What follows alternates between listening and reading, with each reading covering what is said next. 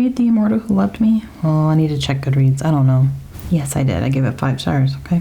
Hey guys, it's Sarah, and today is BookList Thursday. This is a video series that I'm doing in collaboration with my friend Lisa, and her channel is called Books and Smiles, and I will have her link down below, so make sure you go and check her out. Her channel is wonderful, and she's a wonderful person. Today, we are going to do a genre recommendation, and we were going through some genres that we hadn't talked about yet, and we thought that paranormal and urban fantasy would be a fun one, and we both had some good ones that we could come up with. This is a genre that I don't read enough from. I really enjoy especially the urban fantasy part of it, where you can have anything from like vampires or werewolves or demons or angels, or, you know, just something that has that type of element to it, but it also has maybe some magic involved. I just really enjoy those types of books, and I've read quite a few that I would love to recommend to you guys. And all of these are book series because it is very, very rare to find a standalone paranormal or urban fantasy book. They're usually part of at least a trilogy, if not more. And I actually think only one of these is a trilogy, but the rest of them have multiple these, but I still have really enjoyed them. The first one that I want to recommend is an urban fantasy series, and it is called the Dresden Files, and these are written by Jim Butcher.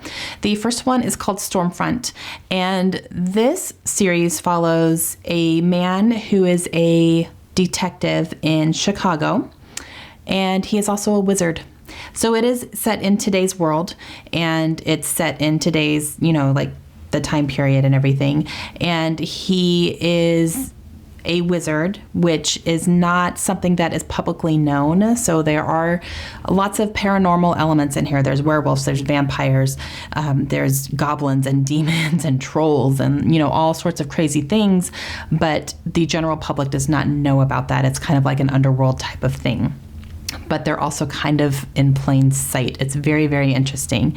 So our main character, Harry, is he's a detective, and he works very closely with the Chicago Police Department with a very certain detective, and they partner up, and this detective and her crew know about the paranormal aspects, so they enlist Harry to help them deal with these crimes that are happening because of these creatures, but they all have to keep it very, hush-hush and quiet because the general public's not supposed to know about it, and Harry is one that can help them with that because he is a wizard.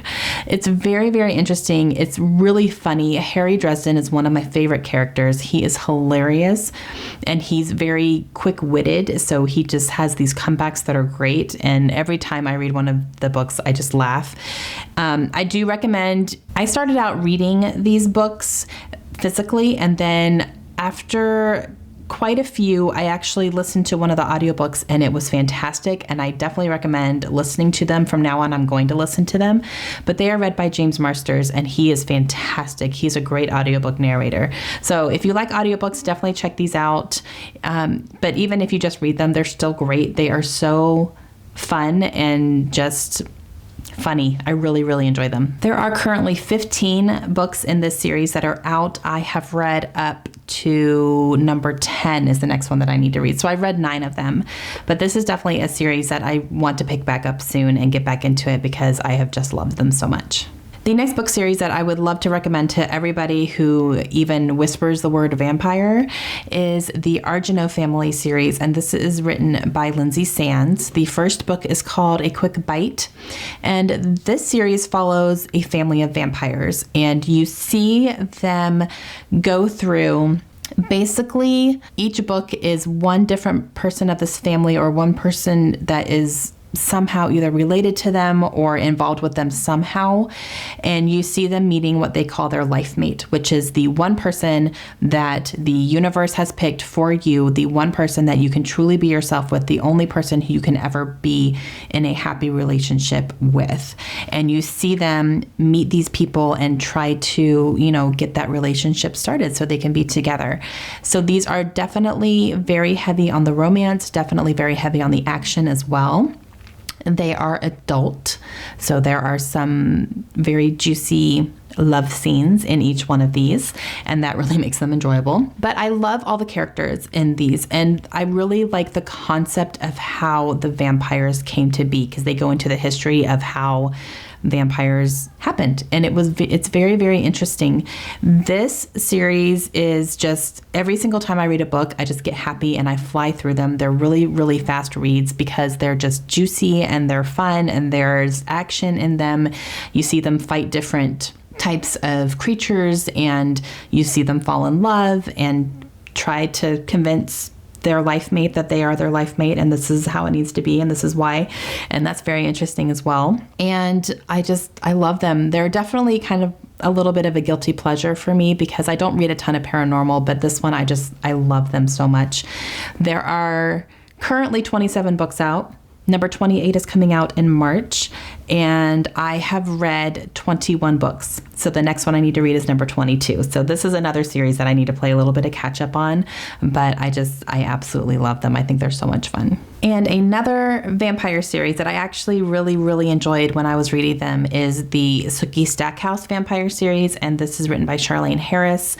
This is a completed series, so it does have a start and a finish. There are 13 books total, but these I just gobbled up as well. I really, really enjoyed them. And this is the book series that the show True Blood was based on. So it follows Sookie Stackhouse from the show, and she is discovering that vampires are real, and this is all centered around Louisiana, and you see her fall in love with one of them, or maybe two, or maybe back and forth, or maybe she can't decide. It's very interesting. I really, really enjoyed the books. The books in the show are different. It's the same main premise, but it's also, the show took a lot of liberties and kind of went off of what the books were going. The show was a lot more for shock value than anything. So a lot of things that happened in the show did not happen in the books. But I liked them both for what they were. And I really, really enjoyed the books a lot. And I read every single one. And they were just a lot of fun and very different and unique from anything else that I was reading. And I really, really liked them. And Eric Northman, I still have there's a little spot on my heart that belongs to Eric Northman. I love him. Okay, so this next one is something that I went back and forth about whether or not I was going to talk about it because it is a trilogy, but I've only read the first one. I have not read the other two. But I feel that I enjoyed the first one enough that I can talk about it. So I can't speak to the other two in the trilogy, but the first one I really, really enjoyed, and I'm really excited to move on with this trilogy. And that is The Daughter of Smoke and Bone by Laini Taylor. I read this a couple of years ago, and this is definitely more on the paranormal type of thing. This follows angels and some magic and things that happen. But this one follows a girl named Karu, and I believe it's set in Russia. I think. Ooh, correct me if I'm wrong. It's been a couple years. But it is following her and a little kind of a special circumstance that she's in based on the people that surround her. She ends up meeting an angel. I do not remember his name off the top of my head, but he has this like instant connection to her. She doesn't understand it. She doesn't know what he's talking about. She doesn't feel this. And it's, them kind of trying to figure out how they're connected. And then, it comes to fruition and it's so fantastic. And yeah, I really, really loved this first book, and I'm excited to move on to read the other two, which I have right behind my head here. Laini Taylor's writing is beautiful. It's very lyrical and it's very it flows so nicely. And this one did take a little bit, it's the first book in a series, so it's, a lot of build up and all that. But man, this action that happens in here towards the end of this book was fantastic, and I absolutely loved it. I just devoured it. And yeah, so I'm comfortable recommending at least the first book. Give it a try, see what you think. And I adored it, and I am really excited to move on to the other two. And this last one that I'm going to recommend here is an urban fantasy. I am sure that every single one of you watching this video has heard of this series and of this, whole dynasty basically that's happening, but that is The Mortal Instruments by Cassandra Clare. This is the first book, City of Bones. And this one is the first book in like the 6 Mortal Instruments books. And then there's another trilogy that goes off of that blends in here. And then there's a couple of novella bind-ups that go into here. And then there's a whole nother trilogy going on right now where the third book is coming out later this year. And it's a whole thing. It's a whole thing. And this was another one I hesitated a little bit on whether or not I should talk about it because I've only read the first 3 books, but there's like 12 to read, and I'm not even halfway there yet. But I really did enjoy the first 3 books in this series, and I'm really excited to continue on, which I'm going to be doing very soon. And I really like the concept behind this. Basically, this follows a young girl named Clary, and she discovers that there are these beings, or I don't want to say creatures because they're really not. They look human and they have human traits and everything, but they also have magical powers, and they're called shadow hunters. So they basically hunt, demons and evil beings that are lurking around and trying to hurt people, and they hunt them down and they kill them. So they're basically, protecting humans that way. But nobody knows about them. They're not supposed to exist, that type of thing. She finds out that they're real, and she finds out that, I think I'm one of them. And she never knew this about herself because her mother was on the run, and it's a whole thing. And I really, really enjoyed the first 3 books when I read them. They're not the most amazingly written books. They're not the most amazing things I've ever read, but they are just fun and they're fast paced. And I really enjoy the dynamics between the characters in these books. And they're good. And if you are interested in reading these, if you've ever been interested in reading these, Emma over at Emma Books is hosting a year-long read-along for this entire series. Right now, they're reading City of Bones, and they're going in publication order. At least that's how Emma is doing it. You can kind of, do it, read whichever book you need to, but they're planning to have live shows every month and talk about, the current book based on the schedule, so you can kind of jump in whenever you want to.